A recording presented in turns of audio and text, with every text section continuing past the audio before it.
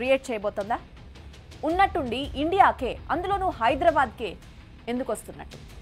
So Foxconn ఓ 200 ఎకరాల్లో ఏర్పాటవుతున్న ఓ సాధారణ company కాదు, అదొక వ్యవస్థ. ఒక్క విషయం వింటే వావ్ అంటారు. వియత్నాంలో శాంసంగ్ విడిభాగాలను ఫాక్స్కాన్ కంపెనీనే తయారు చేస్తోంది. కేవలం ఈ శాంసంగ్ కంపెనీ వ్యవహారాలను పరిశీలించేందుకు వియత్నాంలో ఒక మంత్రిని నియమించారు. జస్ట్ థింక్, ఫాక్స్కాన్కి ఎంత ప్రయారిటీ ఇస్తున్నారు. ఇదొక్క కంపెనీయే వియత్నాంలో 1,25,000 మందికి ఉద్యోగాలు ఇచ్చింది. దానివల్ల కొన్ని లక్షల మంది ఉపాధి పొందుతున్నారు. ఒక రకంగా అక్కడ పెద్ద సిటీనే ఏర్పడింది. ప్రస్తుతం వియత్నాం జీడిపిని సైతం ఫాక్స్కాన్ డిసైడ్ చేస్తోంది. అక్కడనే కాదు, ఫాక్స్కాన్ ఎక్కడుంటే అక్కడ జీడిపిపై తనదైన మార్క్ వేస్తోంది. రేపొద్దున తెలంగాణ జీడిపి ఏంటి, ఇండియా జీడిపి గ్రోత్ రేట్కు కూడా కారణం కాబోతోంది ఈ ఫాక్స్కాన్. సో ఇంతకీ ఏంటి ఫాక్స్కాన్?